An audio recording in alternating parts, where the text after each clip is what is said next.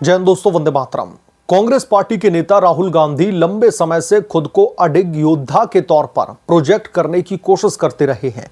लगातार वो कहते हैं कि मैं कभी झुकूंगा नहीं, मैं वीर सावरकर की तरह नहीं हूं। इस तरीके की भड़काऊ बातें वो अक्सर विपक्षी रैलियों में करते दिखाई देते हैं, लेकिन हकीकत तो कुछ और ही है। कोर्ट के सामने पहुंचते ही ये अटल छवि एक तरीके से गायब हो जाती है और माफी मांगने का सिलसिला शुरू हो जाता है।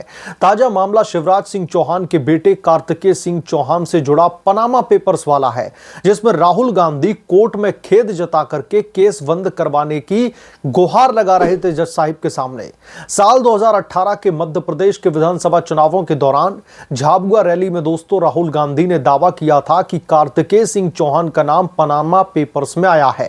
यह बयान पूरी तरीके से गलत और फर्जी था। कार्तिकेय ने मानहानि का मुकदमा करवा दिया राहुल गांधी के खिलाफ में। सालों तक मुकदमा चलता है, लेकिन अब 2026 में मध्य प्रदेश की हाई कोर्ट में राहुल गांधी ने लिखित बयान देकर के माना कि यह गलती और गलतफहमी थी। उन्होंने खेद व्यक्त किया और कोर्ट ने केस बंद कर दिया। अब दोस्तों सवाल यह है कि अगर गलती इतनी साफ थी तो इतने साल क्यों लग गए राहुल गांधी को समझने में? क्यों चुनावी फायदे के लिए किसी के नाम को घसीटा गया?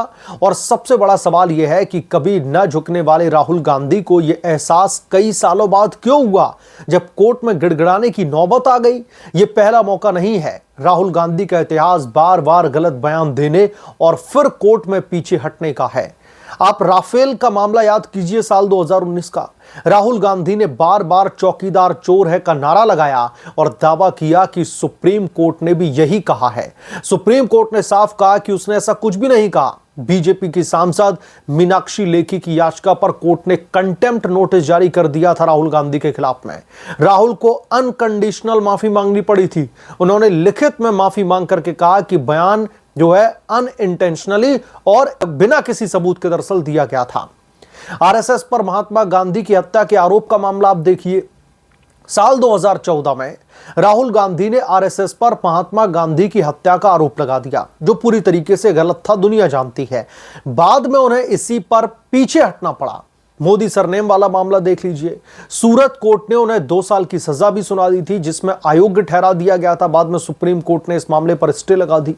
इस मामले में राहुल गांधी ने माफी से इनकार कर दिया था, लेकिन दोस्तों अन्य मामलों में वो लगातार पीछे हटते रहे। बीजेपी ठीक कहती है कि राहुल गांधी सॉरी को उन्होंने दरअसल उनका जो मिडिल नेम है वो दे देना चाहिए।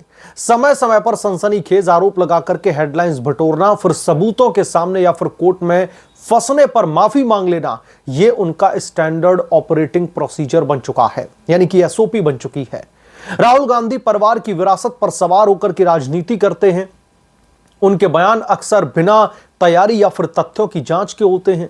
पनामा पेपर्स एक गंभीर मुद्दा था, लेकिन उसमें किसी निर्दोष व्यक्ति यानी कि पूर्व मुख्यमंत्री शिवराज सिंह चौहान के बेटे कार्तिकेय चौहान का नाम घसीटना नैतिक रूप से गलत है। क्योंकि चुनाव चल रहे थे और एमपी से शिवराज का बड़ा कुछ लेना देना इसलिए कर रहे थे। कार्तिकेय युवा उद्यमी हैं, उनका नाम लिस्ट में नहीं था, फिर भी चुनावी लाभ के लिए उनका चरित्र हनन कर दिया गया राहुल गांधी की तरफ से। यह न सिर्फ व्यक्तिगत मानहानि है, बल्कि लोकतंत्र में विपक्ष की जिम्मेदारी का भी उल्लंघन है। विपक्ष सरकार की आलोचना करे, अच्छी बात है, लेकिन झूठे आरोपों से बचना चाहिए। राहुल गांधी जब भारत जोड़ो यात्रा या फिर मोहब्बत की दुकान की बात करते हैं तो याद रखना चाहिए कि उनके बयानों ने कितने परिवारों और युवाओं का मानसिक शोषण किया है। कई बार वो कहते हैं कि वो सच बोलते हैं, लेकिन सच तो यह है कि कोर्ट के सामने उनका सच बार बार बदल जाता है। साल 2018 में गरजना, 2026 में गड़गड़ाना, यह राजनीतिक परिपक्वता नहीं, बल्कि लापरवाही और जवाबदेही से बचने की कोशिश है। राहुल गांधी कभी न झुकने वाली की छवि बनाकर के युवाओं को आकर्षित करने की कोशिश करते हैं, लेकिन कोर्ट के कटघरे में पहुंचकर उनकी असली तस्वीर सामने आ जाती है। आपने इतने सालों पहले यह स्टेटमेंट दिया था, आपने अभी तक लिखित में माफी क्यों नहीं दी जब मानहानि का मुकदमा चल रहा था? अब क्यों कोर्ट के सामने गुहार लगा रहे हैं कि जज साहब गलती हो गई? पनामा मामले में माफी एक और उदाहरण है कि उनके बड़े बड़े दावे हवा में होते हैं। अगर गलती स्वीकार करनी है तो शुरू से क्यों नहीं की? क्यों सालों तक अड़े रहे? भारतीय राजनीति को ऐसे नेताओं की जरूरत है जो तथ्यों पर आधारित बहस करे, न कि सनसनी फैलाकर के माफी मांगे। आप लोग देखिए, साल 2018 का यह मामला, जब मध्य प्रदेश के इलेक्शन होते हैं तो एक रैली के दौरान चूंकि शिवराज सिंह चौहान मध्य प्रदेश के मुख्यमंत्री रह चुके हैं, उस समय वो मुख्यमंत्री थे, भारतीय जनता पार्टी की सरकार थी। शिवराज सिंह चौहान की मामा वाली छवि समूचे मध्य प्रदेश में प्रसारित है।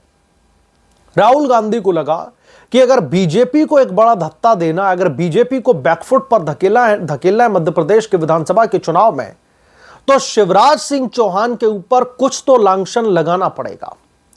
अब जब शिवराज सिंह चौहान के खिलाफ में कुछ ढूंढ नहीं पाए राहुल गांधी, तो राहुल गांधी ने फिर शिवराज सिंह चौहान के बेटे कार्तिकेय चौहान के नाम का जिक्र कर दिया और ऐसा राजनीतिक सिगुफा छोड़ दिया कि मध्य प्रदेश की राजनीति में यह चर्चा भी होने लगी कि अरे, शिवराज सिंह चौहान के बेटे कार्तिकेय चौहान जो है, इस पनामा पेपर मामले में उनका नाम है। बतौर मुख्यमंत्री रहते हुए शिवराज सिंह चौहान उनको बचाने की कोशिश कर रहे हैं। लेकिन मध्य प्रदेश की जनता इतनी समझदार थी, उन्होंने फिर भी बीजेपी पर भरोसा जताया और राहुल गांधी की जो ये चुनावी तकनीकी थी, जो चुनावी षड्यंत्र था, वो धरा का धरा रह गया। चलिए, वहां पर आपने इलेक्शंस के लिए, अपने पॉलिटिकल फायदे के लिए इसका इस्तेमाल किया। जब आपको यह पता था कि कार्तिकेय चौहान का नाम आप जबरदस्ती इस मामले में घसीट रहे हैं, तो आपने इतने सालों तक लिखित में माफी क्यों नहीं मांगी? आप क्यों लगातार कोर्ट के सामने यह दिखाते रहे कि आपने जो स्टेटमेंट दिया वो बिल्कुल ठीक है? आपने तो माफी नहीं मांगी। सिर्फ इतना बोल देना कि कंफ्यूजन हो गई है काफी नहीं है। आज भी तो कोर्ट में आकर के आपने माफी मांगी है। अगर आपको पता था कि आप गलत हैं, आपने इतने सालों तक इंतजार क्यों किया? और सबसे बड़ी बात यह है कि इस देश की अदालतों का समय क्यों जाया किया? हमारी देश की अदालतों के पास में इतने केसेस पेंडिंग पड़े हैं, आप जाकर के देखिए स्टोर में, फाइलों पर धूल चढ़ी हुई है।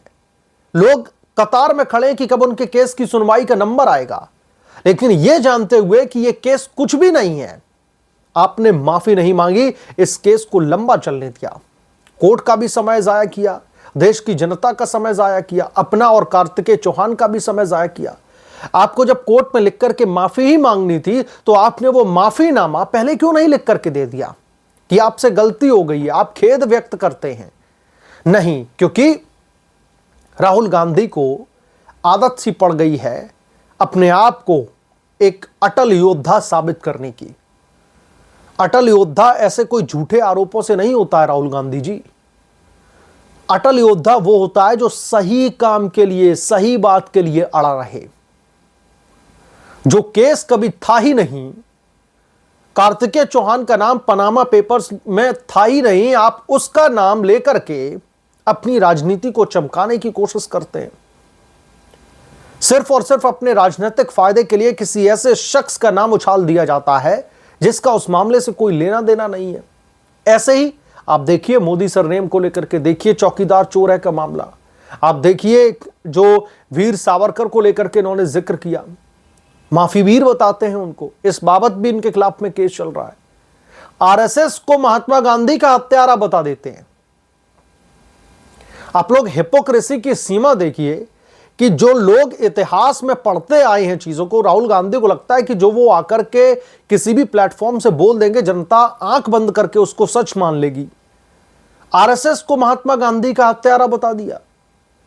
तो ये जो स्टेटमेंट है, कुछ एक खास तबके को खुश करने के लिए तो ठीक हो सकते हैं, लेकिन अगर राहुल गांधी ये सोचते हैं कि इन तमाम स्टेटमेंट के जरिए अगर वो इस देश के प्रधानमंत्री बन जाएंगे, कांग्रेस पार्टी जो फिलहाल डूबता हुआ जहाज है उसकी डूबती हुई नैया को बचा लेंगे। मैं जानता हूं कांग्रेस पार्टी अभी अपने सर्वाइवल फेस में है, कुछ ना कुछ करना पड़ेगा उसको सर्वाइव करने के लिए, लेकिन कम से कम झूठ की उस पर तो मत बैठाइए कांग्रेस पार्टी को। बहरहाल, जो अब राहुल गांधी इतने साल बाद अपना रियलाइजेशन लेकर आते हैं और माफी मांगते हैं, खेद व्यक्त करते हैं, लिखित में देते हैं कोर्ट को, अभी तक चुप क्यों थे? इस पर आपकी क्या राय है, हमें कमेंट करके जरूर बताएं। जल्द मिलूंगा किस दूसरे बड़े अपडेट के साथ में, तब तक के लिए धन्यवाद। अगर आप लोग चैनल पर नए हैं तो प्लीज चैनल को सब्सक्राइब करें, साइड बने बेल आइकन को जरूर प्रेस करें, ताकि जब भी मैं कोई बड़ी खबर लेकर के आऊं तो इसकी जानकारी सबसे पहले आपको मिले।